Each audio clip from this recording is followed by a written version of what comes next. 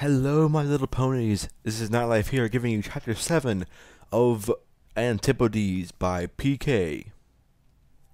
Sorry, this is the last one for tonight. This is such a great story, but I don't want to rush it too fast, and I'm starting to get a little bit tired. Luckily, I've looked at this thing, and most of the chapters are average at about 2,000 words, although some outliers are a bit like chapter 17 are as much as almost 10,000. So, yeah. Kudos, PK. You know how to make a story. But this one shouldn't be too long. It's only about 2,000 words. So, let's get to it, shall we? Antipodes, Chapter 7, by PK. The wind howled past Jigsaw on tiptoe as they trudged through the snow. A series of mountain ranges could be seen looming behind them, though they had left it far behind. They had been walking for the better part of a day, and the temperature was dropping all the while. Wait. Why aren't they using the cart? All the while. The sun remained frozen in the west as ever, though it had been eclipsed by the mountain. The dull gray moon loomed larger and larger. The green fields at the base of the mountain had slowly become more sparse until the grass was almost entirely covered in snow. A few stunted trees somehow managed to survive here, though Jigsaw had no idea how they managed to grow when all the water was frozen, at least as far as he could see. Jigsaw peered through the low light and saw a larger-than-average tree with low overhanging branches. He called over the wind to tiptoe, and then the two ponies galloped towards the shelter. Jigsaw shook the snow off of his hooves and turned to Tiptoe, who was resting against the side of a tree. "I think we should talk about what happened back there." "You mean the kiss?" Tiptoe asked quietly, blushing and turning her head away from Jigsaw slightly. Jigsaw's heart did a funny sort of flip on hearing Tiptoe mention the kiss, but he tried not to show it on his face. "I meant the dragon, Tantalus. Specifically, what he asked us to do." Okay, I'm going to pause right here. I've read this story before, but this is as far as I've gotten. Quite literally, this very point right here. Yes. So, from here on out, it's a cold reading. Just thought I'd let you know that. The smile dropped off Tiptoe's face. "Oh, that. What exactly is it we're supposed to be doing? It's not like he gave us very specific directions besides east. As far as we know, it could be a million miles east. And besides," her voice dropped in volume, "I don't think I could kill any pony, no matter how evil they might be." Jigsaw nodded. He appeared deep in thought. Jigsaw looked up at the moon, huge in the sky, and let out a sigh. "Remember back in the subway car when I told you about Antimony, my first apprentice? Well, I wasn't entirely truthful. She was my mate." "Wait, what?" "His mate?"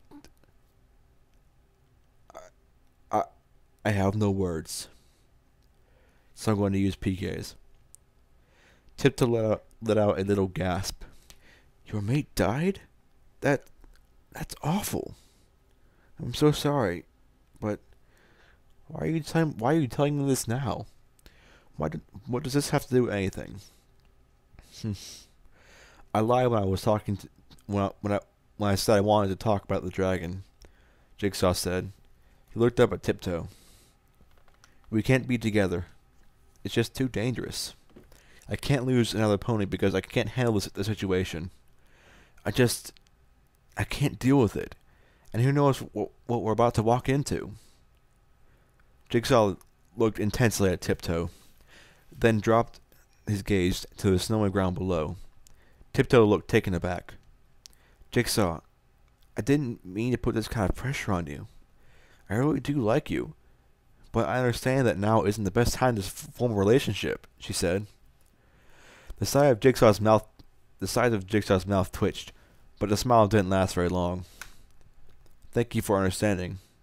Now, I think we should get some sleep. We have quite the adventure ahead of us." He stood up and walked over to Tiptoe. He hesitated for a moment, then walked over and nuzzled her. I really do like you, you know. Tiptoe blushed. Jigsaw lit his horn and lifted away a patch of snow, exposing the ground below.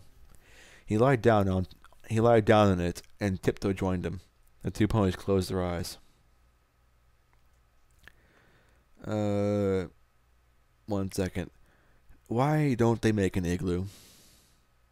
I mean, it wouldn't take Jigsaw too long. Gather some snow, pack it around them, pack it around like a dome into like a firm, and put it over them. Like have a hole in it for breathing and such, or to walk out of. Simple. That reminds me of like Alvin and the Chipmunks. These people, these like guys in an igloo with the freaking widescreen TV. It's like because half of the igloo, and they're watching the Chipmunks on TV, and the freaking husky attacks the TV and starts pawing at it after he knocks it over and breaks it.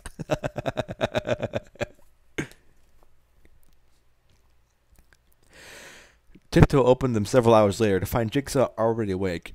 He had a small pile of twigs and rocks in front of him. As he watched, Jigsaw's horn glowed blue, and the twigs lifted off the ground and bent themselves into an elaborate structure. That's amazing! Tiptoe exclaimed. Jigsaw let out a yelp, and the structure sprang apart. He looked over to see Tiptoe sitting up in the clearing. Oh, you're up, Jigsaw said, looking a little annoyed. What are you doing? Tiptoe said, standing up and stretching her wings. I'm just tinkering. It helps me relax, he said, as Tiptoe watched. The twigs formed in elaborate geometric patterns in the air. I wish I could do something like that, Tiptoe said. I haven't even gotten to use my special talent. She shot a glance over her shoulder at the feather emblazoned on her flank.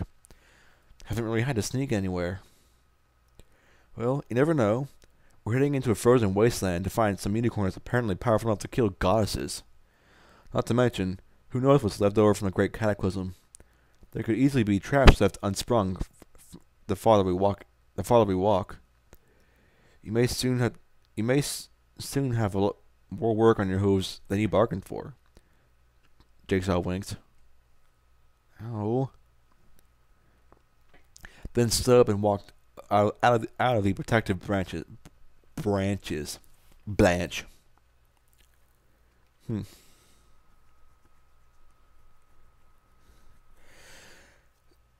Tiptoe followed, a little confused by how Jigsaw's mood changed since he yawned for 1 billion centuries.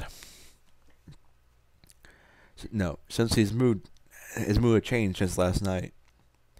They walked out of the semi-darkness of the plain. The moon hung low in the sky, casting a sullen gray light over the snow. The sun in the west had shrunk to a mere sliver of red shining over the mountain range behind them.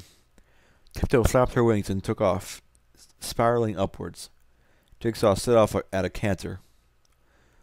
After only a few minutes of flying, Tiptoe was rushing back towards Jigsaw. You won't believe what I just saw, she cried, obviously excited. What? What is it? At first, I thought it was just a pile of rubble, but as I flew closer, I saw lights come on. Tiptoe, the last place we walked into that looked inhabited, we got trapped and recruited by a dragon. Well, do you have any better ideas? Well, I suppose not, but I am pretty hungry. Then follow me, Tiptoe said, taking off and flying away. Jigsaw rolled his eyes and set off after her. Tiptoe arrived at the ruined building several minutes ahead of Jigsaw, and began looking around. The wall that was standing was maybe a floor high, though it looked as though the building was one much larger. Old world writing etched on the ornate metal door that led inside. Though most of the writing had been worn off by time, only the letters remaining were AMYFCLSTA.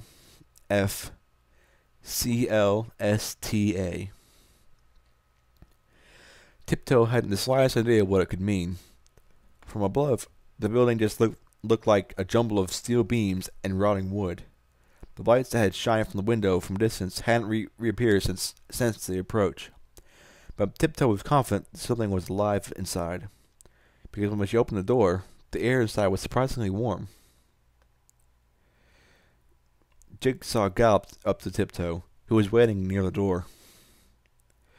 This is the place you saw? It doesn't look very inviting. We'll never know unless we go inside, now will we? She nudged the door open, and with her nose, a buffet of warm air hit the two ponies. Wow, that's encouraging, said Jigsaw, his eyes widening a bit. Jigsaw lit his horn again and closed the front door behind him. Inside, there was a narrow hallway that extended about 30 feet to a relatively featureless metal desk. The real eye-catcher in the room, however, was a large golden sun emblazoned on the wall behind the desk. And as the two ponies walked forward, the sun suddenly blazed golden, flooding the room with light and heat. Jigsaw's horn glowed even brighter in response to the magic in the air. And then, as soon as it began, the light shut off, and the warmth vanished. Jigsaw and Tiptoe froze in mid-stride, stunned. Jigsaw put his hoof down. Well, that explains the light. His words were cut off by a sudden, horrible buzzing. A sharp crack and a flash of blue light came from the end of the hallway. The white lights flickered to life along the length of the hallway. Jigsaw walked up to one and examined it with wonder. He touched his horn to the metal casing, and a spark jumped between his horn and the metal casing on the light. He stepped back and nodded appreciatively, apparently impressed. Tiptoe just looked on quizzically. Jigsaw turned around to face her. Their old technology was apparently built to last. There's an elevator down at the end of the hallway that goes very far down. I don't know how far. You can tell that just by looking at a light? Tiptoe said in awe. My key mark isn't just for show, you know, Jigsaw said, a wide smile parting his face. Now come on, who knows what we'll find down there? Tiptoe let out a heavy sigh as the prospect of having to go underground yet again. At the prospect of having to go underground yet again. Then followed Jigsaw down the hallway. They had to climb over a few broken steel beams, but before too long they came to a small door in the rubble. Jigsaw touched his horn to the door, and after a few minutes of effort, the door slid open and haltingly. Inside was a rather strange sight from the metal hallways. Interior walls appeared to be paneled with wood. On the other side of the opposite, on the side opposite the door, the sun symbol was once again repeated on the wall. Only this one was a half sun instead of a whole. It still gave off a slight heat. Well, I suppose we should go down. We should head down, Jigsaw said, walking into the elevator compartment. Tiptoe followed him apprehensively. Jigsaw's horn glowed bright blue, and the elevator hummed to life, moving smoothly down the shaft. Arriving at the first floor, the two ponies stepped off the elevator to see a very strange sight. Banners emblazoned with the sun symbol were strewn all around the room, but most appeared to have been burned. Many strange and spindly-looking devices lined the walls. A loud, low tone like someone striking a large bell rang out as the two ponies walked into the room. Tiptoe's hair stood on the end as her feathers ruffled.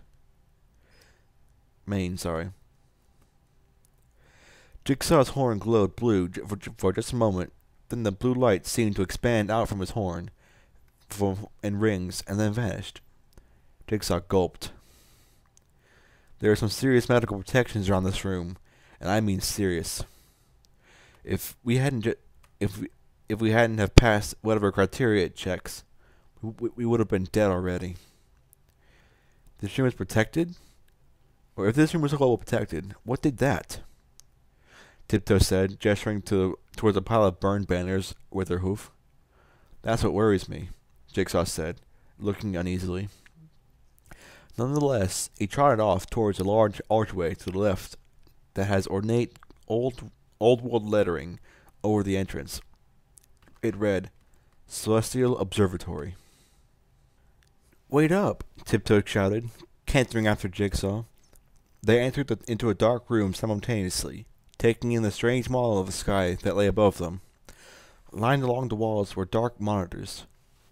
On the floor was a dual insignia, a rising sun side by side with a crescent moon. Jigsaw walked to the center of the room, turned in a full circle, and lowered his head. Tiptoe was confused for a moment, but then saw Jigsaw's horn erupt into a bright blue light. Pieces of metal, glass, and what looked like cut crystal, and a few scattered electronic components flew through the air in a whirl of activity, fastening themselves to unknown mechanisms behind the dome surface of the observatory. The sun and moon logo on the floor seemed to glow with a golden light, and there was a loud bang. The lights kicked on, and Jigsaw lifted his head, a sly smile on his face. Huh. Suddenly, the screens along the wall burst to life. On them was an image of an earth pony, outfitted in full armor, a look of terror on his face.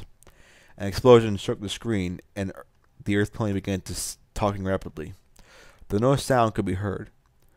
Hold on just a second, Jigsaw said. His horn lit up with only the faintest corona of blue light. In contrast to the rod of whirling blue plasma, it had appeared to be just a second ago. A blast of sound filled the room. I want supplies. I don't know how much longer we can hold out like this. I thought the world with the West was bad enough, but this thing has managed to breach all our defenses. It almost killed every pony else in the whole facility. We've managed to hold out here for now, but I don't know how long our defenses will hold. Listen, if any pony finds this video, there's still hope. Go east to the Night Palace. Our researchers found something to do with the Go! No! of emerald flames, a flash of golden light, and a roar. Then the tape ended, and the screen went blank. The sun and moon on the ceiling hadn't moved. What was all that about? Tiptoe said. Was that recorded during the Grand Cataclysm? I think it must have been. War with the West? What else could it have been? Jigsaw replied. I'm more interested with this night palace whatever broke in there, or broke in here. What do you think happened to it? I'm going to dig through the system and to see if there are any recordings after that. Jigsaw's horn glowed blue yet again as she touched the wall. Touched it to the wall. As he touched it to the wall. It was then that a loud, alternating tone rang out of the speakers in the room. The light switched to a dark red color, and heavy bulkheads fell around the room. The two ponies were trapped. Jigsaw looked nervously at Tiptoe. Oops. And with that, this is the end of Chapter 7 of Antipodes by PK on Film Fiction. Check this motherfucker out. He is pretty good. I'm Nightlife here, going to bed. Nightlife out.